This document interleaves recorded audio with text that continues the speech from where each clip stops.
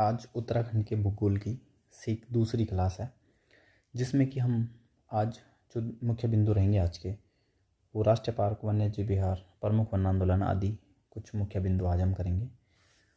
भूगोल को हम जिस क्रम में पढ़ रहे हैं, मेरा जो इस क्रम में पढ़ाने का उद्देश्य है कि परीक्षा में सबसे ज़्यादा भूगोल से किस जगह से आता है, तो मैं पहले वो पार्ट भूगोल का कंप्लीट कर रहा हूँ जिससे अधिकतर क्वेश्चन आने की संभावना रहती है। क्योंकि एक सबसे जो ज़रूरी चैप्टर था, जो सबसे वो मैं सबसे पहले पढ़ा चुका हूँ, क्योंकि उस चैप्टर में उस चैप्टर के बिना आप कोई दूसरा चैप्टर नहीं पढ़ सकते। लेकिन जब आपने वो पहला चैप्टर पढ़ लिया है सीमाएं, और आपको डिस्ट्रिक्ट पता चल गए हैं, आपने सीमाएं देख ली है, आपने भौगोलिक विभाजन देख लिया, तो उसके बाद आप कोई भी टॉपिक पढ़ सकते हैं, आपको समझ में आ जाएगा। तो ये थोड़ा मैं अपने तरीके से इसे सीरीज़ इसकी जो लगा रहा हूँ ज्योग्राफी, वो मैं अपने तरीके से लगा रहा हूँ। तो इसको थोड़ा इसका लगाने का कारण यही है कि जो प्रश्न आने के साथ ज़्यादा संभावना जहाँ से होती है, वहाँ से उसको मैं पहले पढ़ाना चाह रहा हूँ। इसके अलावा पहली वीडियो में जैसे कि मतलब हमने देखा, उसमें थोड़ा बहुत हो सकता है मेरे से मिस्टेक हुई हो, तो अगर कोई गलती होती है तो आप उसे कमेंट में लिख दिया करो। और जो फैक्ट मैं वहाँ पे भूल चुका हूँ, पढ़ाना भूल चुका हूँ, या मैंने लिखे हुए नहीं थे स्लाइड में, तो वो आप बुक से भी देख सकते हैं। जो चैप्टर यहाँ पे पढ़ाया जा रहा है उसको बुक से ज़रूर देखें, तो ही आपको ज़्यादा बेहतर समझ में आएगा। तो अब ज़्यादा बात ना करते हुए आज के टॉपिक पे चलते हैं। और आज उत्तराखंड भूगोल सेकेंड क्लास है। इसमें हम सबसे पहले पढ़ेंगे उत्तराखंड के राष्ट्रीय पार्क। तो पहले तो मैंने इसे एक स्लाइड में लगाया, एक डब्बे पे लगा दिया है, ठीक है। ये एक तरीका होता है, कोई भी जब हम कोई भी टॉपिक पढ़ते हैं तो उसको आसानी से याद करने के लिए हम टेबल फॉर्म में लगा सकते हैं, या कुछ क्रिएटिव ज़रूर करना होता है उसको। डायरेक्ट केवल हम याद करेंगे ऐसे याद नहीं हो सकता। कुछ चीज़ें मैप पे देखनी होती है, कुछ को टेबल फॉर्म में लगाना होता है, कुछ चीज़ें रटनी भी होती हैं। तो याद करना है किसी भी तरीके से आप करो। तो पहले हम इन नेशनल पार्क को पढ़ लेते हैं, ये हम लास्ट में पढ़ेंगे, पहले हम एक एक करके पढ़ लेते हैं। तो इससे पहले देख लो, उत्तराखंड में जो राष्ट्रीय पार्क हैं वो 6 हैं। नेशनल पार्क उत्तराखंड में 6 हैं, जिनका कुल क्षेत्रफल 5006 वर्ग किलोमीटर है, जो कि राज्य के कुल क्षेत्रफल का 9.36% है। तो ये आपको अभी तक ये प्रश्न शायद आया नहीं है, लेकिन इसके आने की बहुत ज़्यादा संभावना है कि उत्तराखंड के जो राष्ट्रीय पार्क हैं उनका क्षेत्रफल राज्य के क्षेत्रफल का कुल कितना प्रतिशत है। तो लगभग 9.5%, या आप इसको माइंड में रखेंगे कि जो उत्तराखंड में जो ये नेशनल पार्क हैं, क्योंकि हम भी सोचते हैं कि नेशनल पार्क कहाँ हैं या कितने बड़े हैं, तो एक आइडिया के लिए आपको पता होना चाहिए कि जो उत्तराखंड का कुल क्षेत्रफल है, जो कि हमने कल पढ़ा 53,483 वर्ग किलोमीटर, उसका लगभग 9.5% आपका नेशनल पार्क है, ठीक है। तो एक फैक्ट ये है। दूसरा, अभी तक कुछ सालों के रिकॉर्ड के आधार पर पर्यटक आने का जो अवरोही क्रम है, मतलब घटता हुआ क्रम है, सबसे ज़्यादा पर्यटक कार्बेट में आते हैं, दूसरे नंबर पर सर्वाधिक पर्यटक राजाजी नेशनल पार्क में आते हैं, और तीसरे नंबर पर सर्वाधिक पर्यटक फूलों की घाटी में आते हैं। तो ये हो सकता है आगे करंट अफेयर्स में इसका डाटा चेंज रहे, लेकिन अभी तक का जो डाटा है उस अनुसार यही मतलब यही इनका क्रम है आने का, सर्वाधिक कार्बेट में, और उसके बाद राजाजी और फूलों की घाटी। इसका क्रम लगाने को भी आ सकता है, डायरेक्ट भी पूछ सकता है सर्वाधिक कहाँ थे, और लगाने को भी आ सकता है। तो ये आपको ध्यान रखना है। इसके बाद हम एक एक करके नेशनल पार्क को पढ़ते हैं, और इनके बारे में जो कुछ इंपॉर्टेंट है वो मैं आपको बताता हूँ। यह जो कार्बेट नेशनल पार्क है, यह एशिया का पहला नेशनल पार्क है। ये इसमें आपको ये समझना है कि पूरे एशिया का पहला नेशनल पार्क है। इसकी स्थापना 1936 में हुई।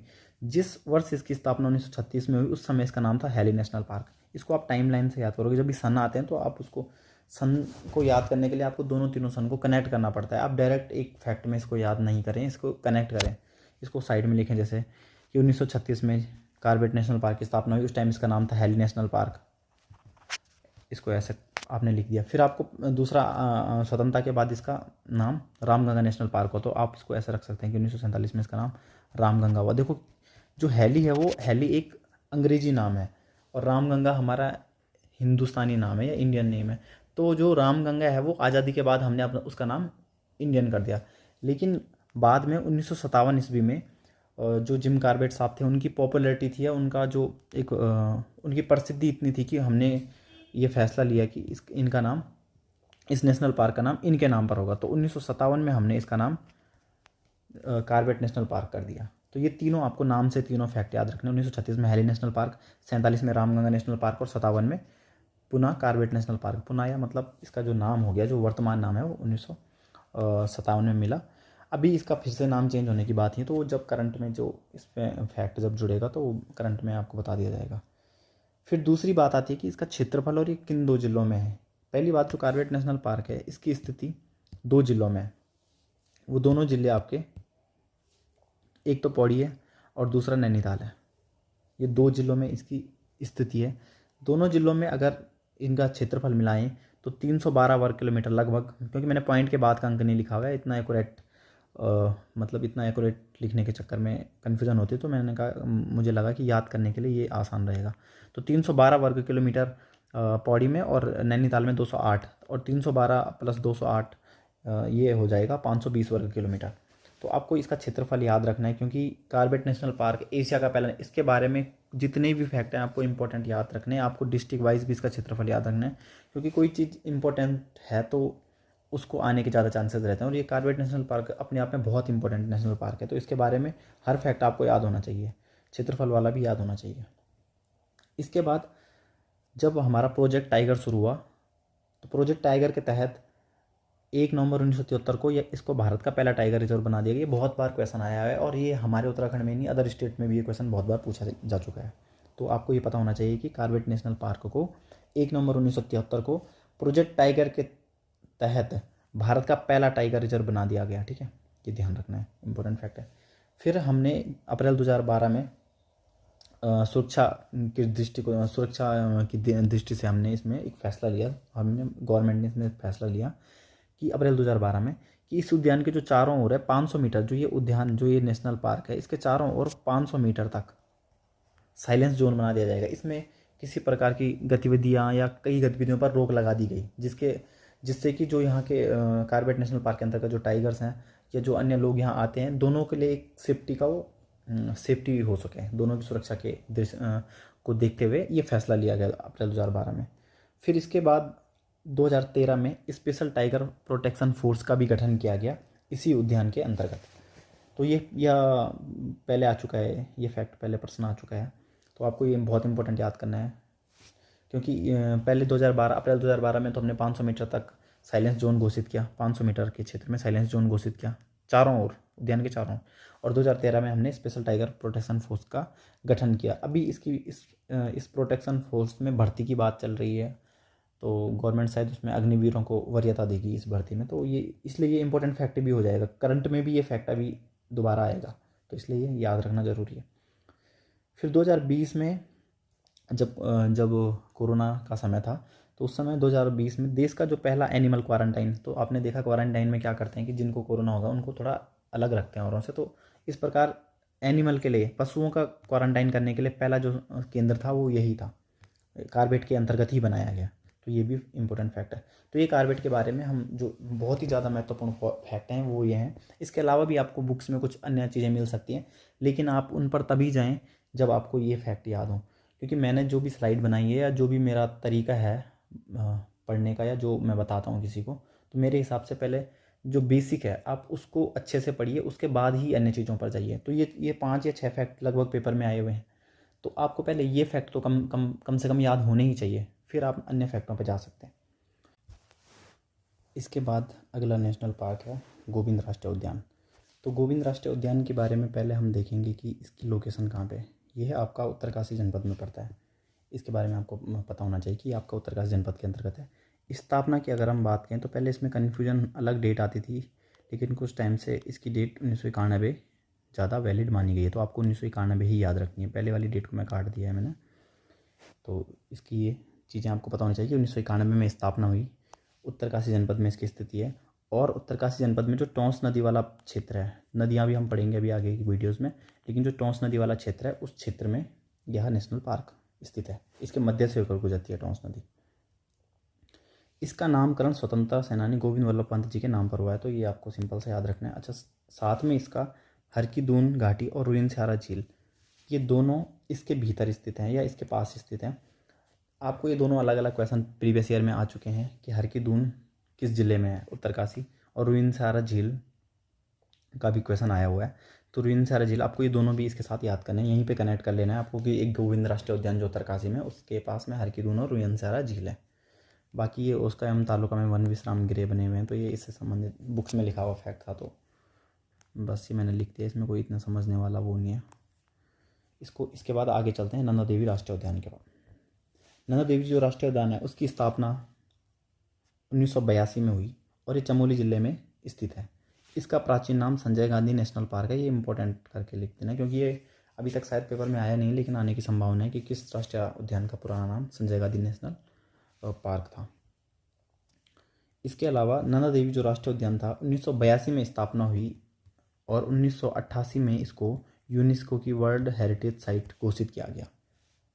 और ये बुक्स में कहीं कहीं फैक्ट है लिखा हुआ। नंदा देवी क्षेत्र में आने वाला प्रथम व्यक्ति डब्ल्यू गार्डन था, तो ये इतना इम्पोर्टेंट नहीं है, लेकिन ये दोनों फैक्ट आपको इम्पोर्टेंट याद रखने हैं।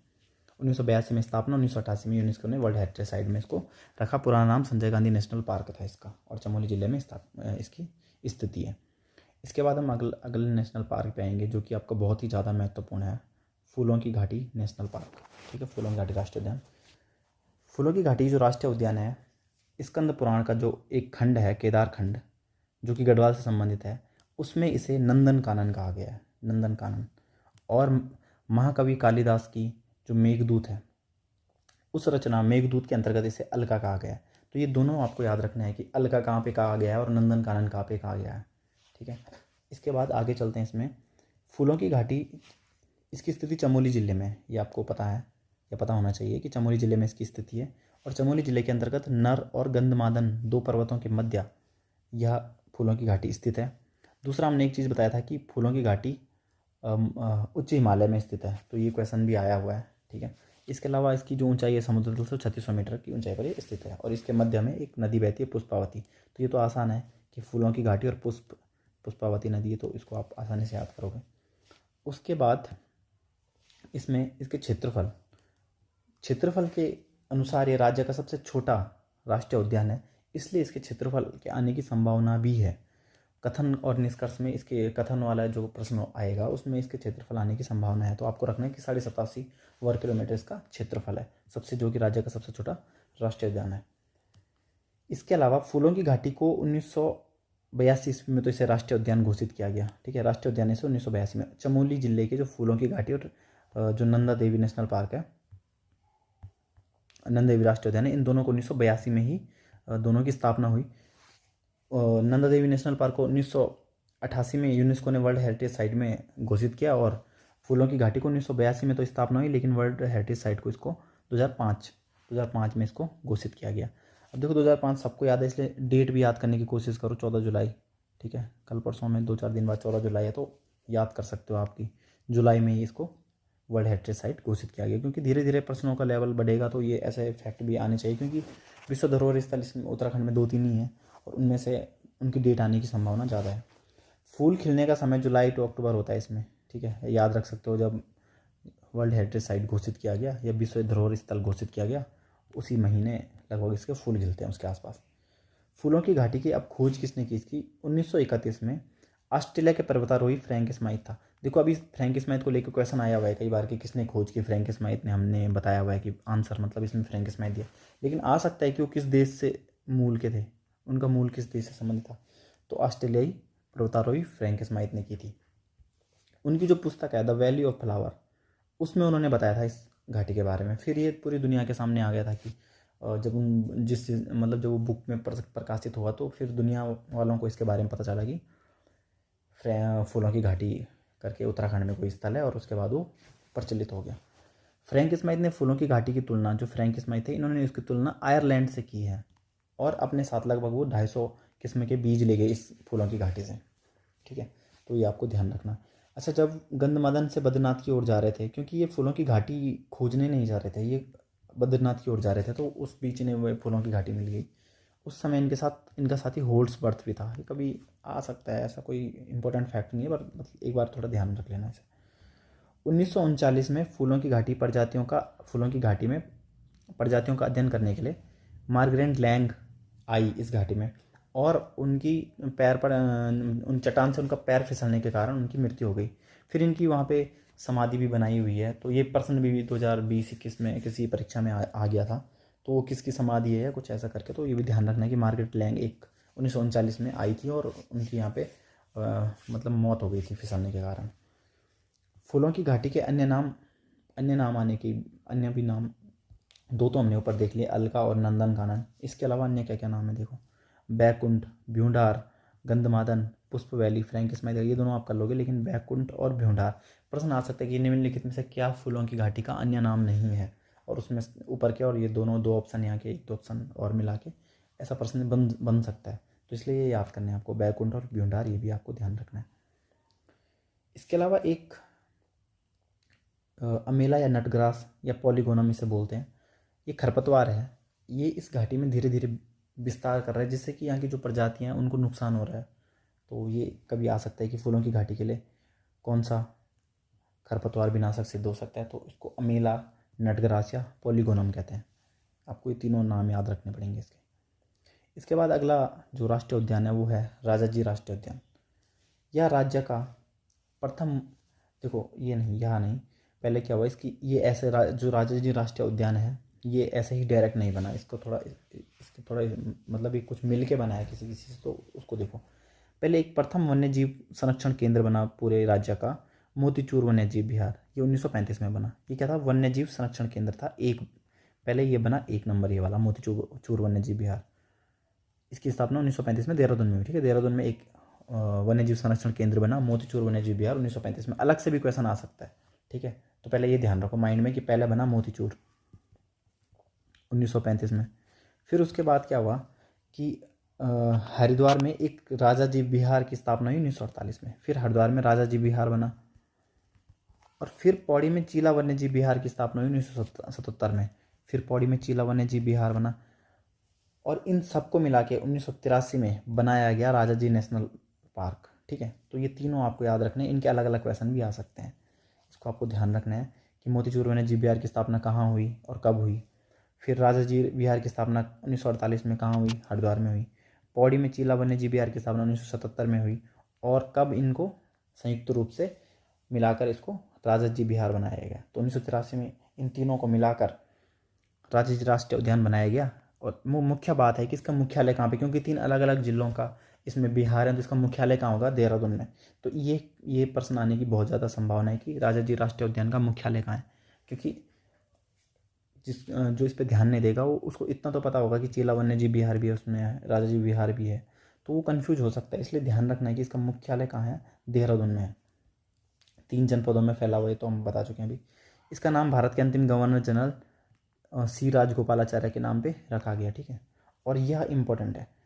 इसमें देखिए आपकी अप्रैल 2015 में राजाजी नेशनल पार्क को देश का 48वां एवं राज्य का दूसरा टाइगर रिजर्व घोषित किया गया। पहला कौन था, जो आपका 1 नवंबर 1973 को कार्बेट पहला टाइगर रिजर्व था पूरे भारत का। तो आपको ध्यान रखना है कि दूसरा कौन बनता है, फिर राजाजी राष्ट्रीय उद्यान बनता है अप्रैल 2015 में। तो ये क्वेश्चन भी बहुत ज़्यादा महत्वपूर्ण है, इसके आने के चांसेस भी बहुत ज़्यादा हैं। ठीक है, तो ये आपको याद रख लेना है। इसके बाद हम अगले राष्ट्रीय पार्क पर आएंगे। इसका नाम है गंगोत्री राष्ट्रीय उद्यान। देखो एक चीज़ मैं इसमें आगे जाने से पहले बताना चाहता हूँ कि मैं थोड़ा स्पीड से इसलिए बताता हूँ क्योंकि हमारे पास ज्योग्राफी 10 से 12 या 15 नंबर की आ सकती है, और उसके लिए हम ज़्यादा से ज़्यादा 15 घंटे, 10 से 15 घंटे की ही क्लासें लेनी चाहिए हमें। अगर हम 10-15 घंटे से अधिक उसमें वो टाइम गंवा रहे हैं, तो हम कहीं ना कहीं जो बाकी 100 नंबर के लिए, जो बाकी 90 नंबर का पेपर में आता है, वो उत्तराखंड का हो या जीएस का हो या किसी भी चीज़ का, उसको मैनेज नहीं कर पाएंगे। तो हमने नंबर के हिसाब से मैनेज करना है। कोई भी चीज़ हम पढ़ रहे हैं, नंबर के अकॉर्डिंग उसको टाइम देना है। जो चीज़ 2 नंबर का आ रहा है उसको 2 नंबर के अनुसार टाइम देना है, जो 20 नंबर का आ रहा है उसे 20 नंबर के अनुसार टाइम देना है। तो इसलिए मैं थोड़ा तेज़ी से पढ़ाता हूँ, ये बहुत ज़्यादा टाइम नहीं लेता हूँ कहीं पे, क्योंकि मैं चाहता हूँ कि आप बेसिक फटाफट से पहले कम से कम आपको माइंड में चलें आपका। और जैसे जो रिविजन जिसने ये पढ़ा हुआ है और रिवाइज़ करेगा उसके लिए तो ये बहुत इंपॉर्टेंट क्लास होगी, उनको उसको इंपॉर्टेंट फैक्ट इसमें दिखेंगे। वैसे मैं जो समझाने वाली चीज़ें होती हैं उनको समझाने का प्रयास करता हूँ। फिर भी मैं कई लोगों के मन में डाउट आ सकते हैं कि तेज़ी से ये चल रहे हैं, तो वो तेज़ी से चलने का ये कारण है कि हम ज्योग्राफी में भी बहुत सारे चैप्टर्स हैं, तो उनको करने में टाइम लगेगा। अगर हम अभी से स्लो हो जाएंगे तो वो फिर जैसे कि आमतौर पे उत्तराखंड में जो अलग अलग कोर्सेज़ हैं मैंने देखे हुए हैं उत्तराखंड के अलग अलग टीचरों के कोर्सेज़, तो ज्योग्राफी लगभग 30 से 40 घंटे की पढ़ाई हुई है सबने। तो अगर आप यूकेएसएससी की तैयारी कर रहे हैं, आपको 30 से 40 घंटे ज्योग्राफी पढ़ रहे हैं, तो कहीं ना कहीं आप ओवर पढ़ रहे हैं, और ओवर पढ़ने से बचना चाहिए कॉम्पिटिटिव एग्ज़ाम में। तो इसके लिए मैं पॉइंट टू पॉइंट पढ़ता हूँ और पॉइंट टू पॉइंट बताने की ट्राई करता हूँ। जहाँ पे जो चीज़ जैसे याद हो सकती है मैं उसे बताता हूँ, जो क्योंकि मैक्सिमम चीज़ ऐसी है जो रटनी है, आपको रटनी है या फिर बार बार पढ़ के ही याद होगी। उसमें कोई ट्रिक नहीं लगेगा, कोई मैप नहीं दिखेगा, तो वो चीज़ें करनी ही पड़ेंगी, आज नहीं तो कल आपको वैसे ही करनी पड़ेंगी। तो इसलिए मैं बताने की कोशिश करता हूँ कि कोई चीज़ कहाँ पे कैसे वो करनी है। इसमें आगे चलते हैं। यह है गंगोत्री राष्ट्रीय उद्यान। इसके बाद ठीक है, तो गंगोत्री राष्ट्रीय उद्यान की स्थापना 1990 में उत्तरकाशी जिले में हुई, और यह राज्य का सबसे बड़ा राष्ट्रीय उद्यान है क्षेत्रफल के हिसाब से। इसका क्षेत्रफल है 2390 वर्ग किलोमीटर, किलोमीटर स्क्वायर भी सही बोलते हैं, वर्ग किलोमीटर ये सही बोलते हैं, ठीक है। और इसी उद्यान के अंतर्गत, इसी उद्यान से लगे भैरव घाटी में देश का पहला हिम तेंदुआ संरक्षण केंद्र खोला गया, ठीक है। हिम तेंदुआ को बोलते हैं स्नो लेपर्ड। तो अगर स्नो लेपर्ड आ जाए, हिम तेंदुआ आ जाए, थोड़ा बहुत इंग्लिश भी आपको मतलब इंग्लिश टर्म भी याद होनी चाहिए, ठीक है। स्नो लेपर्ड संरक्षण केंद्र आ गया या हिम तेंदुआ संरक्षण केंद्र आ गया, तो आपको पता होना चाहिए कि गंगोत्री राष्ट्रीय उद्यान के भैरव घाटी में गंगोत्री राष्ट्रीय उद्यान से लगा हुआ है, ठीक है, या उत्तरकाशी में है, ये भी आपको याद होना चाहिए। गोविंद वन्य जीव विहार एवं गंगोत्री राष्ट्रीय उद्यान में पर्यटकों, अच्छा ये एक अलग से फैक्ट है कि जो गोविंद वन्य जीव विहार है और गंगोत्री राष्ट्रीय उद्यान है, उसमें पर्यटकों का ऑनलाइन प्रवेश परमिट करने की सुविधा के लिए 7 अप्रैल 2017 को मुख्यमंत्री द्वारा सरकारी तौर पर देश के प्रथम ऑनलाइन सिंगल विंडो सिस्टम पथिक का उद्घाटन किया गया, ठीक है। तो इसमें आ सकता है कि किस किस राष्ट्रीय उद्यान है, किस किस के लिए ऑनलाइन प्रवेश परमिट की, ये पेपर में आया हुआ है। पहले उस टाइम में करंट का क्वेश्चन था जब आया हुआ था, लेकिन फिर से आ सकता है कि कौन सा पोर्टल लॉन्च किया गया, तो वो पथिक था। कौन सा सिंगल विंडो सिस्टम था, वो पथिक है, ठीक है। और कौन सा उद्यान और कौन सा विहार उसमें आता था, तो विहार उसमें आता है। तो ये भी पता होना चाहिए कि गोविंद वन्य जीव विहार और गंगोत्री राष्ट्रीय उद्यान, क्योंकि दोनों उत्तरकाशी में है, इसके लिए इनके लिए ये ऑनलाइन प्रवेश परमिट की सुविधा जारी की गई, ठीक है। तो इसके बाद ये राष्ट्रीय उद्यान आपके यहाँ पे कंप्लीट हो गए। एक बार हम इसका जो टेबल फॉर्म है उसकी सहायता से देख लेते हैं, रिवीजन कर लेते हैं, ठीक है। तो हमने राष्ट्रीय पार्क पढ़े, 6 राष्ट्रीय पार्क उत्तराखंड में। पहला कार्बेट राष्ट्रीय पार्क पढ़ा, 1936 में स्थापना हुई। 520 वर्ग किलोमीटर इसका क्षेत्रफल, जिसमें पौड़ी में 312 है और नैनीताल में 208 है, ठीक है। और इसका जो मुख्य बिंदु यह है कि इसका जो प्रवेश द्वार है वो ढिकाला नैनीताल में, ठीक है। ये वहाँ फैक्ट नहीं लिखा हुआ, यहाँ पे लिखा हुआ है, क्योंकि ये बहुत इंपॉर्टेंट है। जो मैंने यहाँ लिखे हुए ये बिंदु तो सबसे ज़्यादा महत्वपूर्ण है, ये पता होना चाहिए, ठीक है। तो कार्बेट के बारे में इतना ही, बाकी इसका नाम कब चेंज हुआ ये सब आपको पता है। 1936 में हैरी नेशनल पार्क के नाम से स्थापना हुई, फिर स्वतंत्रता के बाद रामगंगा नेशनल पार्क, और 57 के बाद फिर से कार्बेट के नाम पे, फिर से मतलब कार्बेट के नाम पे इसका नाम रखा गया। फिर उसके बाद गोविंद नेशनल पार्क है, तो इसका आपको 1991 याद रखना है, उत्तरकाशी में।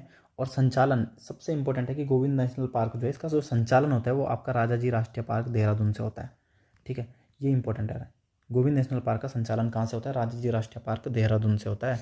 ये फैक्ट मैंने वहाँ नहीं लिखाया हुआ है क्योंकि ये बहुत इंपॉर्टेंट है, मैंने इसलिए यहाँ पे लिखा हुआ है इसे। फिर नंदा देवी राष्ट्रीय उद्यान की अगर हम बात करेंगे तो इसकी स्थापना दोनों जो चमोली में, उन दोनों की स्थापना कब हुई है, चमोली वाले दोनों की स्थापना 1982 में हुई, ऐसे याद रखने से, ठीक है। जो पहले वाला 82 इसको 88 में मिल जाएगा विश्व विरासत स्थल, और 1982 वाले फूलों की घाटी को 2005 में विश्व विरासत स्थल में रखा जाएगा, ठीक है। अच्छा, तो नंदा देवी राष्ट्रीय उद्यान है, इसका मुख्यालय जोशीमठ में है, तो ये ध्यान रखना है आपको कि इसका मुख्यालय जोशीमठ में। फूलों की घाटी राष्ट्रीय पार्क है जो 1982 में स्थापना हुई, और इसका क्षेत्रफल, ये क्षेत्रफल में सबसे छोटा है इसलिए इसका क्षेत्रफल याद रखना जरूरी है, 87.5 वर्ग किलोमीटर, ठीक है। क्षेत्रफल है वर्ग किलोमीटर में, चमोली जनपद में। इसके बाद जो अगला है राजा जी राष्ट्रीय उद्यान, तो आपको पता है 1983 में 3 वन्य जीव विहार या छोटे छोटे जो विहार बनाए थे हमने, राजा जी विहार, मोतीचूर और जो हमारा चीला वाला, ठीक है। इन तीनों को मिला के 1983 में इस नेशनल पार्क की स्थापना की गई, और इसका मुख्यालय देहरादून में है, ठीक है। ये 3 जिलों में फैला हुआ है। फिर 6वां नंबर पे है गंगोत्री राष्ट्रीय उद्यान। 1990 में इसकी स्थापना हुई, और क्षेत्रफल में सबसे बड़ा है, और सबसे बड़ा राष्ट्रीय उद्यान है उत्तरकाशी में, ठीक है। क्षेत्रफल भी याद होना चाहिए, 2390 वर्ग किलोमीटर। अच्छा, इसके बाद मैंने इसमें एक क्रम लगाया हुआ है, मैंने इसमें बताया 1 2 3 4, ये इसलिए क्योंकि राष्ट्रीय उद्यान के बारे में आ सकता है। सबसे बड़ा है राष्ट्रीय उद्यान गंगोत्री, सेकंड नंबर पे है राजा जी, थर्ड पे है नंदा देवी, और फोर्थ पे कार्बेट, और सबसे छोटा आपको पता ही ये है। तो आप इसको एक बार थोड़ा हल्के नज़र में देख लेना कि फर्स्ट सेकंड थर्ड फोर्थ क्षेत्रफल के हिसाब से कौन सा है, क्योंकि यह प्रश्न पेपर में आ सकता है कि क्षेत्रफल के हिसाब से इनको आरोही क्रम में लगाइए या अवरोही क्रम में लगाइए। ठीक है, तो ऐसे प्रश्न आने की संभावना रहती है, इसलिए ये आपको देखना है। इसको थोड़ा सा देख लेना, इस टेबल को देख लेना, स्क्रीनशॉट ले सकते हो उसका। इसको थोड़ा यहाँ पे कट कर दो, ये गलत लिख दिया मैंने। ठीक है, तो ये देख सकते हो आप, इस प्रकार से इसे ध्यान देना। अब इस वाले फैक्ट को समझ लो कि सर्वाधिक पर्यटन सबसे ज़्यादा आते हैं कार्बेट में, फिर आते हैं राजाजी में, और फिर आते हैं फूलों की घाटी में। अब ये समझ में आ गया होगा इनको पढ़ने के बाद कि वास्तव में ये क्या है, मतलब ये फैक्ट। ठीक है, अब आप क्योंकि आप नेशनल पार्क पढ़ चुके हैं तो ये दोबारा से देख सकते हैं। इसके बाद आगे आएंगे हम, इसके बाद है वन्यजीव विहार। वन्यजीव विहार की अगर हम बात करेंगे तो राज्य में वन्यजीव विहारों की जो संख्या है वो है 7। ठीक है, परीक्षा में ये प्रश्न पूछा जा चुका है कि वन्यजीव विहारों की संख्या कितनी है, तो राज्य में वन्यजीव विहारों की संख्या कितनी है, 7। ठीक है, वन्यजीव विहार का अब हम उसकी जो देखते हैं कि कौन कौन कहाँ है और क्या क्या उनकी विशेष बात है। ठीक है, मैंने ज़्यादा इसमें नहीं लिखा, इंपॉर्टेंट। गोविंद वन्यजीव विहार आपका 1955 में स्थापित होने वाला प्रथम वन्यजीव विहार है। ठीक है, 1955 में राज्य का प्रथम वन्यजीव विहार यही है। प्रेजेंट टाइम में जो हमारे पास 7 वन्यजीव विहार है उसमें सबसे पुराना यही है। उत्तरकाशी में स्थापना है, और जो मुख्य बात है, स्नो लेपर्ड परियोजना के तहत प्रतिबंधित होने वाला प्रथम वन्यजीव विहार है ये। इसकी मुख्य बात यह है कि जो स्नो लेपर्ड परियोजना हुई उसके अंतर्गत प्रतिबंधित जो हुआ प्रथम वन्यजीव विहार राज्य का, वो यही था। ठीक है, तो एक तो इसका ये इंपॉर्टेंट फैक्ट है। इसके बाद अन्य जो सेकंड नंबर पे जो वन्यजीव विहार है, केदारनाथ वन्यजीव विहार, इसकी स्थापना 1972 में हुई। क्षेत्रफल में यह सबसे बड़ा वन्यजीव विहार है क्षेत्रफल के हिसाब से, तो आप इसको थोड़ा रख सकते हैं लगभग 1000 वर्ग किलोमीटर या 975 वर्ग किलोमीटर। 2 जनपदों में इसकी स्थिति है, रुद्रप्रयाग और चमोली में। ठीक है, वन्यजीव विहारों के बारे में केवल ये टेबल फॉर्म बनाया हुआ है, इसके ज़्यादा लिखा हुआ नहीं, क्योंकि इनमें लिखने का ज़्यादा था नहीं। ठीक है, तो इसको ही पढ़ने से आपका काम हो जाएगा लगभग। तीसरा वन्यजीव विहार है अस्कोट वन्यजीव विहार। इसकी स्थापना 1986 में हुई। लगभग 600 वर्ग किलोमीटर पर ये फैला हुआ है। पिथौरागढ़ में अस्कोट, आपको पता है कि अस्कोट जो स्थल है वो पिथौरागढ़ में ही है।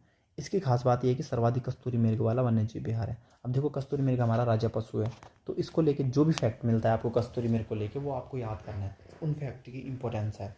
ठीक है, तो ये फैक्ट भी आपको अच्छे से याद होना चाहिए। इसके बाद जो अगला वन्यजीव विहार है वो है सोना नदी वन्यजीव विहार। इसकी स्थापना 1987 में हुई, और ये आपका पौड़ी जनपद में। इसकी कोई अन्य विशेषता यहाँ पर नहीं देखने को मिलती है। विंसर वन्यजीव विहार, पांचवा जो हमारा वन्यजीव विहार है विंसर, तो 1988 में इसकी स्थापना हुई है, अल्मोड़ा में है। इसकी भी कोई ऐसी विशेषता नहीं है जो परीक्षा लायक हो। ठीक है, इसके बाद अगला आपका मसूरी वन्यजीव विहार, 1993 में इसकी स्थापना हुई। क्षेत्रफल के हिसाब से सबसे छोटा वन्यजीव विहार है, देहरादून के अंतर्गत ही मसूरी आता है, तो आपको इसका क्षेत्रफल याद रखना है। पुराना नाम इसका था बिनोग माउंटेन क्वेल। ठीक है, और पहाड़ी बटेर यहाँ पर एक जो पहाड़ी बटेर के लिए प्रसिद्ध है। इसके अलावा है नंदौर वन्यजीव विहार, और जिसकी स्थापना 2012 में हुई। नैनीताल और चंपावत, ये आपका 2 जनपदों में ये वन्यजीव विहार पड़ता है। तो वन्यजीव विहारों को लेकर कुछ बहुत ज़्यादा नहीं है इसमें, ज़्यादा राष्ट्रीय पार्क ज़्यादा इंपॉर्टेंट है। वन्यजीव विहार भी परीक्षा में आते हैं, और उनसे संबंधित सबसे बड़ा, सबसे छोटा, ठीक है, कौन किस जनपद में है, किसकी स्थापना कब हुई, और कुछ थोड़ा बहुत विशेषताएं, ये 4 ही इतने फैक्ट इसके ज़्यादा आते हैं नहीं, मिलाने के लिए आते हैं, स्थापना या जिले मिलान करने के लिए आते हैं। इसमें आप ध्यान दो, 1955 में गोविंद वन्यजीव विहार, फिर 72 में केदारनाथ, फिर ये देखो 3 सीरियल में 86, 87, 88, अस्कोट, सोना नदी और विंसर। ठीक है, तो इसको तीनों को याद कर लेना, 86, 87, 88। जैसे सोना नदी है तो 87 सोना। ठीक है, सोना 87, सा से आ रहे हैं दोनों, तो अगर इन तीनों में कन्फ्यूजन होती तो याद रख लेना कि जिसका 87 है उसका सोना, सा से 87, सा से सोना। ठीक है, सन में अगर कन्फ्यूजन आती तो थोड़ा इस 87 को सोना से कनेक्ट कर सकते हैं। इसके अलावा मसूरी 1993 और ये 2012 में, तो ये अलग है बिल्कुल, ये आपको याद करने पड़ेंगे, और इसमें कोई इतना टफ नहीं है, 2-4 बार इसे देखोगे तो ये हो जाएगा आसानी से। ठीक है, इसके बाद हम आगे जो इसमें चलते हैं, इसमें आगे हैं संरक्षण आरक्षित क्षेत्र। तो ये भी कुछ छोटे से क्षेत्र होते हैं, क्योंकि ये देखो क्षेत्रफल हेक्टेयर में है। ठीक है, तो इसमें मैंने लिखा हुआ नहीं, कुछ ज़्यादा इतना इंपॉर्टेंट है लगा नहीं मुझे। तो ये छोटे से क्षेत्र, छोटे भी नहीं होते, मतलब ठीक ठाक हल्के फुल्के क्षेत्र होते हैं। यहाँ पर संरक्षण आरक्षित क्षेत्र हैं, तो ये इसमें आरक्षित होते हैं किसी चीज़ के लिए। ठीक है, अलग अलग विशेषताओं के अनुसार ये आरक्षित होते हैं। अब देखो, फर्स्ट है आसन वेटलैंड। पहली बात है, आसन वेटलैंड की स्थापना 2005 में हुई। क्षेत्रफल हेक्टेयर में आने की संभावना कम है, बट फिर भी आसन, क्योंकि ये रामसर साइट है तो इसलिए इसका आ सकता है। ठीक है, 444 वर्ग हेक्टेयर है ये। ठीक है, स्थिति देहरादून में है। ये इंपॉर्टेंट फैक्ट है कि 2020 में राज्य का पहला तथा देश का 38वां, ये भी आ सकता है कि आसन वेटलैंड देश का कौन सा रामसर स्थल है। ठीक है, तो 38वां, और राज्य का तो पहला आपको पता है यही है। ठीक है, कुछ खास बात यह है कि साइबेरियन पक्षी के लिए, साइबेरियन पक्षी की सैरगाह के लिए बहुत प्रसिद्ध है विश्व, मतलब हमारे उत्तराखंड में तो, या विश्व में जो भी है। ठीक है, तो इसलिए इसलिए यह इम्पोर्टेंट हो जाता है। ठीक है, आसन वेटलैंड फर्स्ट। सेकेंड है झिलमिल आरक्षित क्षेत्र। इसकी स्थापना भी 2005 में हुई है, हरिद्वार में हुई है। इसकी कुछ अन्य खास विशेषता नहीं है। तीसरा है सीतावनी आरक्षित क्षेत्र।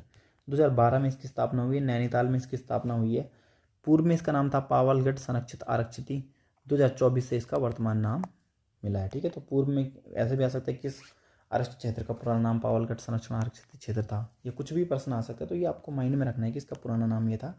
प्रेजेंट में इसका नाम, जो अभी वर्तमान वाला नाम, ये इसका 2024 से पड़ा हुआ है। ठीक है, सीतावनी आरक्षित क्षेत्र है जो।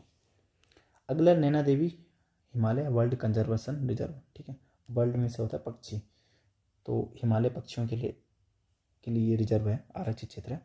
2015 में इसकी स्थापना हुई। नैनीताल में ही इसकी स्थिति है। विभिन्न प्रकार के पक्षियों का यहाँ पे निवास स्थल है। ठीक है, तो लगभग 500 प्लस प्रकार के पक्षी पाए जाते हैं यहाँ पे, 500 से अधिक प्रकार के पक्षी पाए जाते हैं। तो ये 4 आरक्षित क्षेत्र हैं, इसमें भी कोई कन्फ्यूजन नहीं होनी चाहिए। जो इनसे संबंधित आता है वो मैंने उसमें लगाया हुआ है, आप स्क्रीनशॉट लेके इसको पढ़ सकते हैं कि इसमें महत्वपूर्ण क्या है। इसके बाद हम आगे चलते हैं।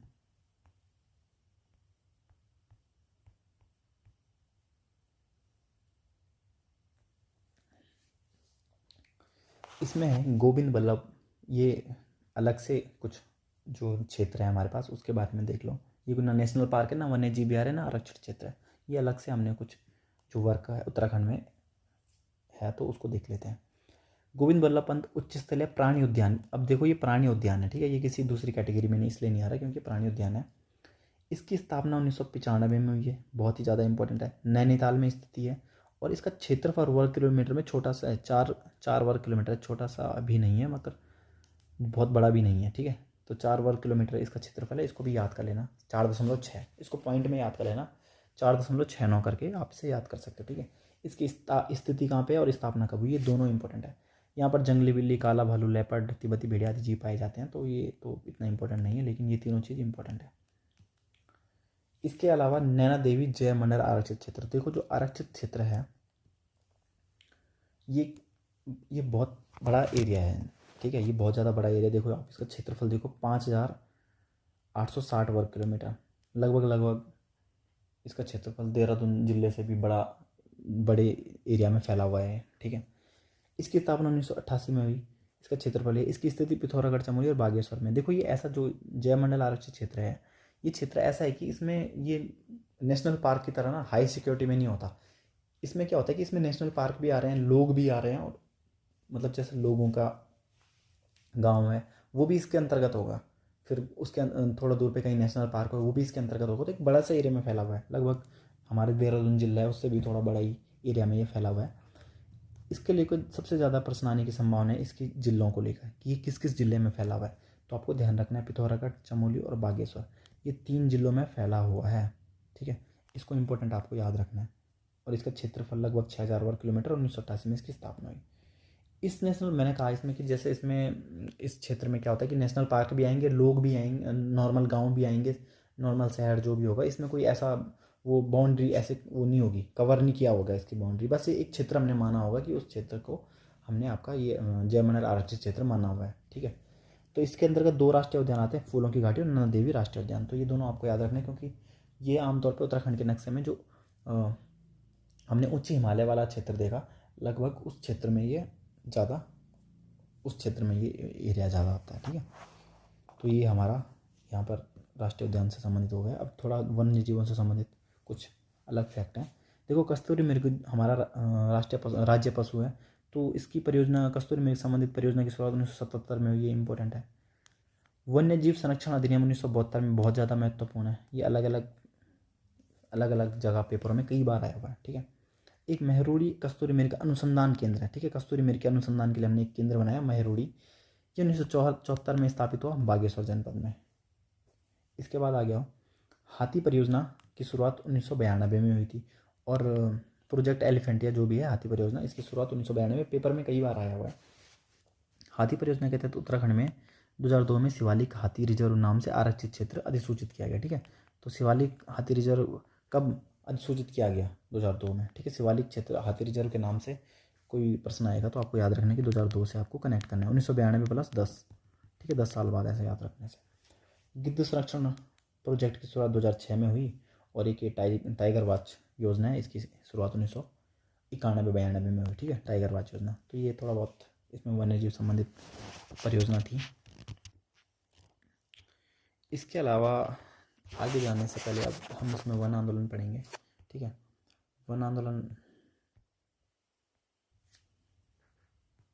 तो चिपको आंदोलन के बारे में हम देखते हैं कि चिपको आंदोलन की जो देखो शुरुआत कहाँ हुई। सबसे पहला फैक्ट आता है कि चिपको आंदोलन हुआ कहाँ, तो माइंड में आना चाहिए कि चिपको आंदोलन चमोली में हुआ, ठीक है। यह आंदोलन कब हुआ? 1974 में हुआ। इस आंदोलन में जो लीडर था वो कौन था? तो वो थी हमारी गौरा देवी जी, ठीक है। चिपको आंदोलन में चमोली जनपद में 1974 में हुआ, और गौरा देवी जी इसमें लीडर थी, ठीक है। इन गौरा देवी जी को इस आंदोलन की लीडरशिप के लिए 1986 में इसके 12 साल बाद इंदिरा गांधी वृक्ष मित्र पुरस्कार मिला, जो कि पर्यावरण से संबंधित एक पुरस्कार है, ठीक है। इसके बाद हम अगर आगे आएंगे तो इसमें देखो क्या हुआ। जो आंदोलन में था उसमें 27 लोग थे, 27 महिलाएं थी। उन 27 महिलाओं में से थी एक बाली देवी जी। बाली देवी जी ने बताया कि 26 मार्च 1974 की, अब देखो ये डेट भी इंपॉर्टेंट है, 26 मार्च, ठीक है। ये डेट भी आपको पता होनी चाहिए कि कब चिपको आंदोलन घटना घटित हुई थी, ठीक है। 26 मार्च 1974 की सुबह, जब जंगल काटने के लिए मजदूर और वनकर्मी रैणी स्थित ऋषि गंगा के आसपास देवदार के जंगल, देखो दूसरा देवदार के जंगल है यहाँ पे, ठीक है, क्योंकि आ सकता है मुख्यतः कौन सा जंगल था, तो देवदार का जंगल। देवदार के जंगल काटने पहुंचे जो बाली देवी जी हैं, उन्होंने बाद में बताया कि 26 मार्च 1974 की सुबह जब जंगल काटने के लिए मजदूर और वनकर्मी देवदार के जंगल काटने पहुंचे, तो उसी गांव की गौरा देवी, लीलामती, उमा देवी, गुमती देवी, गोमा देवी, परसा देवी, मूसी देवी, हरकी देवी, तिलाड़ी देवी आदि इन लोगों ने, ये जो भी देवी हैं या स्वयं बाली देवी ने, 27 महिलाएं घटनास्थल पर पहुंची, वहाँ पर जहाँ पर पेड़ कटने वाले थे। उन्होंने मजदूर से पेड़ ना काटने की अपील की, ठीक है। और जब वो ये अपील के दौरान क्या होता है कि वो महिलाएं पेड़ों से चिपक जाती हैं, ठीक है। वो कहती हैं कि पहले हमें काटो भाई, अगर तुम पेड़ काट रहे हो तो हमको भी काटो। वो पेड़ से चिपक जाती हैं, और फिर यहाँ से क्योंकि वो पेड़ से चिपक जाती हैं इसलिए इस आंदोलन को कहते हैं चिपको आंदोलन, ठीक है। बस ये इसमें थोड़ा सा नॉर्मल कहानी है, इसकी बहुत ज़्यादा कहानी नहीं है मुझे पता। चिपको आंदोलन में जो कंपनी थी जो वहाँ पे पेड़ काटने के जिन्हें ठेका मिला हुआ था, तो वो थी साइमन स्पोर्ट्स गुड्स फैक्ट्री, ठीक है। और ये पेपर में आ चुका है पहले। और इसका जो चिपको आंदोलन का उद्देश्य था, ये उद्देश्य जो था इसका, वो था वनों की जो अंधाधुंध कटाई थी उस पर रोक लगाना था, और मोस्टली उसमें देवदार के जंगल थे, ठीक है। तो ये आपको ऐसे ध्यान रखना है इसमें चिपको आंदोलन में। अभी इसमें आगे अन्य फैक्ट है। चिपको आंदोलन के परिणाम स्वरूप देखो, जब ये आंदोलन हुआ और कुछ अन्य आंदोलन भी देश भर में हुए, तो 1980 में भारत सरकार ने वन संरक्षण अधिनियम आया। देखो इससे पहले आया था वन्य जीव संरक्षण अधिनियम, 1972 में था। ये वन संरक्षण अधिनियम आपका कब आया? 1980 में आया, ठीक है। इस अधिनियम में स्पष्ट कहा गया कि समुद्र तल से 1000 मीटर से अधिक ऊंचाई वाले क्षेत्रों में पेड़ों के कटान पर रोक होगी, ठीक है। क्योंकि 1000 मीटर से ऊपर क्या थोड़ा कीमती लकड़ी मिलती है या ज़रूरी प्रजातियाँ होती है वृक्षों की, तो वहाँ पर रोक लगा दी गई, ठीक है। विशेष स्थितियों में ही काट सकते हैं उससे ऊपर। उसके बाद चिपको आंदोलन को अपने शिखर पर पहुंचाने का श्रेय देखो 3 लोग हैं, सुंदरलाल बहुगुणा और चंडी प्रसाद भट्ट, इनको आप जानते हैं, लेकिन गोविंद सिंह रावत जी भी हैं, ठीक है। तो ये याद रखना, गोविंद सिंह रावत, सुंदरलाल बहुगुणा और चंडी प्रसाद भट्ट, इन तीनों ने इस आंदोलन को बड़े लेवल पर आगे बढ़ाया, ठीक है। इसी में से सुंदरलाल बहुगुणा जी ने एक नारा दिया, हिमालय बचाओ देश बचाओ, ठीक है। ये इनका नारा है, कभी भी पेपर में आ सकते हैं, हिमालय बचाओ देश बचाओ। चिपको आंदोलनकारी जो महिलाओं थी उन्होंने 1977 में एक नारा दिया। देखो जो ये महिलाएं थी इन्होंने दिया, क्या है इस जंगल के उपकार, मिट्टी पानी और बयार, जिंदा रहने के आधार, ठीक है। तो ये नारा चिपको आंदोलन से संबंधित है। क्वेश्चन आ सकता है कि ये नारा किससे संबंधित है, नारा लिखा होगा और प्रश्न आ जाएगा कि यह नारा किससे संबंधित है। तो यह नारा चिपको आंदोलन से संबंधित है। The Chipko movement a people's history, ये कुछ ही पेपर पहले पिछले साल ही प्रश्न आ चुका है ये। तो ये है शेखर पाठक की रचना, ठीक है, ये इस पे एक रचना है। ये हो गया आपका चिपको आंदोलन। इसके बाद हम जो अगला आंदोलन है वो है झपटो छीनो आंदोलन। तो जो झपटो छीनो आंदोलन था वो चमोली जिले के, ये भी देखो चमोली का ही है, चमोली जिले के रैणी और तोलमा लाता गाँव में हुआ। इसमें क्या हुआ था कि 21 जून योग दिवस, अब आजकल तो योग दिवस मनाते हैं 21 जून को, लेकिन याद रखना है, ऐसे ट्रिक याद रख लो कि योग दिवस के दिन 1998 में, ठीक है, लाता गाँव में धरना शुरू हुआ झपटो छीनो आंदोलन से, ठीक है। इस आंदोलन का जो उद्देश्य था वो ये था, पहले देखो उद्देश्य जरूर आना चाहिए। जैसे इस आंदोलन का उद्देश्य था कि पेड़ों का अंधाधुंध कटाव रोकना, चिपको आंदोलन का, लेकिन इसका उद्देश्य पेड़ों से संबंधित नहीं था। इस आंदोलन का उद्देश्य था कि जो नंदा देवी राष्ट्रीय पार्क चमोली में है, जो कि 1982 में जिसकी स्थापना हुई, उसका प्रबंधन ग्रामीणों को दो की, ठीक है। और जो वनों पर जो परंपरागत हक हैं ग्रामीणों के, उनको दोबारा दो। क्योंकि क्या होता है जब कहीं पे फॉरेस्ट रूल ज़्यादा इम्प्लीमेंट होते हैं तो जो गांव वाले होते हैं उनका फॉरेस्ट पे कम अधिकार होता है, बहुत कम अधिकार होता है जो फॉरेस्ट जो रूल्स हैं, ठीक है, उनके अनुसार। लेकिन क्या होता है कि वो थोड़ा मतलब गवर्नमेंट की उससे, और मतलब जनता के लिए ही तो पूरी दुनिया है, तो उस चक्कर से उस पर इतना वो नहीं होता है, ठीक है। लेकिन कहीं कहीं पर वो अधिकार बहुत स्ट्रिक्टली लागू होते हैं, तो ऐसे ही यहाँ पे लागू हुए थे। इसलिए उन्होंने कहा कि हमें जो हमारे हक थे वो वापस चाहिए, ठीक है, फॉरेस्ट पे। और साथ में हमें जो नंदा देवी राष्ट्रीय पार्क है उसका प्रबंधन चाहिए, मतलब उसका मैनेजमेंट हम करेंगे। जिस कारण ग्रामीण लोग अपने पशुओं को, अब देखो जब ये नहीं हुआ तो इन्होंने एक तो लाता गांव में धरना शुरू किया, और फिर इसी दिन धरने के बाद समझो तुम, या जैसे भी, ग्रामीण लोग अपने पशुओं के साथ नंदा देवी पार्क में घुस गए, ठीक है, और उन्होंने वहाँ अंदर बांध दिए, वो अपने पशु अंदर बांध दिए पार्क के अंदर, ठीक है। तो ये एक आंदोलन है झपटो छीनो आंदोलन, छीना झपटी हो रही है उसमें, ठीक है। इस आंदोलन का नेतृत्व करता गोविंद सिंह रावत जी हैं, ठीक है। तो ये ध्यान इंपॉर्टेंट रखना, गोविंद सिंह रावत जी ऊपर भी आए हुए हैं अभी चिपको आंदोलन को आगे बढ़ाने का श्रेय, ठीक है, तो उसमें भी थे, और अभी ये गोविंद सिंह रावत जी फिर से पुनः आ चुके हैं। अगला आंदोलन है डूंगा पैंतोली आंदोलन। देखो यहाँ पे मैंने बांज के, इसका जो पहला इंपॉर्टेंट फैक्ट है बांज के जंगल। चिपको आंदोलन में मुख्यतः वन था देवदार, उसके अलावा अन्य भी प्रजाति थे, लेकिन देवदार मुख्यतः था, ठीक है। झपटो छीनो आंदोलन में तो वनों से संबंधित कम था, ज़्यादा वो क्या था, नंदा देवी राष्ट्रीय पार्क के प्रबंधन को लेके। लेकिन जो डूंगा पैंतोली आंदोलन है, डूंगी पैंतोली आंदोलन है, इसमें मुख्य जो था कि बांज का जंगल नहीं कटना चाहिए। बांज के, इसका प्रश्न आएगा कि किस प्रजाति के जंगल कटने के विरोध में डूंगा पैंतोली आंदोलन होता, तो बांज याद रखना इंपॉर्टेंट, ठीक है। चमोली जिले में आंदोलन हुआ, ये भी चमोली जिले का है। यहाँ बांज के जंगल को सरकार ने उद्यान विभाग को हस्तांतरित कर दिया था, परंतु महिलाओं के विरोध के बाद सरकार को अपना फैसला वापस लिया। देखो हुआ क्या कि इसमें जो बांज के जंगल थे वो सरकार ने उद्यान विभाग को दिए होंगे, और उद्यान विभाग उन्हें काटने वाला हो गया, जो भी चीज़ें, ठीक है, मतलब उनका नुकसान कर रहा होगा बांज के जंगलों का। तो फिर महिलाओं ने विरोध किया, जिसके बाद सरकार ने अपना फैसला वापस लिया। तो एक हिसाब से सक्सेसफुल आंदोलन है, ठीक है, ज़्यादा मतलब सक्सेसफुल है। वैसे तो सारे आंदोलन अपने आप में सक्सेसफुल हैं, लेकिन ज़्यादा सक्सेस ये लग रहा है जैसा लिखा हुआ है उस हिसाब से। फिर एक है मैती आंदोलन। तो मैती आंदोलन का जो मुख्यतः उद्देश्य है वो है पर्यावरण संरक्षण, ठीक है। मैती आंदोलन का जो उद्देश्य है वो पर्यावरण संरक्षण, ठीक है। इसकी स्थापना हुई थी 1995 में। इस आंदोलन की शुरुआत हुई 1995 में। कहाँ से हुई? ग्वालदम से हुई। ग्वालदम से कैसे हुई कि जो इसके आंदोलन के जो प्रवर्तक हैं जी हैं कल्याण सिंह रावत जी, ये थे उस टाइम शिक्षक, ग्वालदम इंटर कॉलेज में शिक्षक थे, ठीक है। तो फिर उन्होंने वहीं से ये आंदोलन की शुरुआत की। इस आंदोलन के अंतर्गत क्या होता है कि जब शादी होती है, शादी विवाह के दिन जब लड़का लड़की के घर बारात लेके जाया होता है, तो वहाँ पर वर और वधू पौधा रोपते हैं, ठीक है, पौधे रोपते हैं, और फिर लड़की की जो मायके है वो उसकी जिम्मेदारी लेते हैं कि हम इसको मतलब इनकी केयर करेंगे, इनको बड़ा करेंगे, ठीक है। तो यही मैती आंदोलन है, क्योंकि मायके वाले उसमें जिम्मेदारी निभा रहे हैं। इस आंदोलन को जो मूर्त रूप, मतलब कि ये आंदोलन को जो बड़ा लेवल पर फैलाया वो है हिमालय वन्यजीव संस्थान, जो कि 1974 में स्थापित हुआ, और ये कल्याण सिंह रावत जी ने इसकी स्थापना की। तो आपको पता होना चाहिए कि हिमालय वन्यजीव संस्थान की स्थापना कब हुई और किसने की। दूसरा इसका फैक्ट आया हुआ है, ये पेपर में आया हुआ है कि हिमालय वन्यजीव संस्थान की स्थापना कब हुई, ठीक है। तो आपको ये फैक्ट भी इंपॉर्टेंट याद रखना है।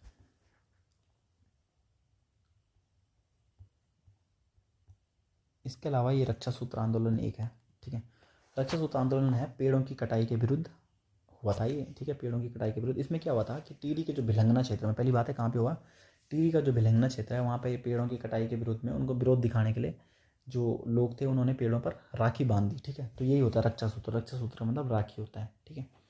इसे ये आंदोलन है, ये कब हुआ? ये 1994 में हुआ। टिहरी का लय भिलंगना क्षेत्र में हुआ और इसके जो जो इसके नेता थे इस आंदोलन के वो है सुरेश भाई। ठीक है, तो ये भी याद रखना है 1994 टिहरी का भिलंगना क्षेत्र और सुरेश भाई, ये तीनों फैक्ट इसमें याद रखने रक्षा सूत्र में। फिर एक कुंजड़ी वन आंदोलन है, तो 1903-04 में अमर सिंह के नेतृत्व में कर बढ़ाए जाने के विरोध में हुआ है कुंजड़ी वन आंदोलन। ठीक है, 1903-04 में। ठीक है, तो ये बहुत पुराना बात है। तिलाड़ी आंदोलन तुम्हें पता ही है, किसानों को भूमि वन भूमि जो हमारी कृषि भूमि थी उसको वन भूमि में कन्वर्ट कर दिया था, उसके विरोध में हुआ था ये आंदोलन। ठीक है, देखो आंदोलन के उद्देश्य आने भी बहुत आवश्यक है। फिर खास पट्टी वन आंदोलन है, तो इसकी ये वन आंदोलन 1906 में हुआ था। जनता ने वन अधिकारी जो सदानंद गैरोल था उसको रस्सी में बांध दिया था। ठीक है, तो ये सिंपल सा फैक्ट है इसमें, थोड़ा सन इनके आ सकते हैं, बेसिक फैक्ट है इनके। बाकी थोड़ा बहुत इनके बारे में अगर अन्य देखना है तो आप बुक्स में देख सकते हैं, क्योंकि मैं यहाँ पर आपको शॉर्ट में ये चीज़ें करा रहा हूँ, तो मैं इसको इतना वो ज़्यादा वो नहीं, मतलब बहुत डीप नहीं बता सकता, क्योंकि क्लासें 40-40 घंटे हो लगेंगे इनमें ज्योग्राफी को करने में, तो मेरे को शॉर्ट में बताना है और इम्पोर्टेंट बताना है। ठीक है, कम से कम एग्ज़ाम के टाइम जब आपका एग्ज़ाम हो उससे कुछ टाइम पहले आप देखें तो आपको 10 घंटे 12 घंटे में ज्योग्राफी पूरी रिवाइज हो जाए। ठीक है, तो इस तरीके से मैं वीडियो बनाने की ट्राई कर रहा हूँ।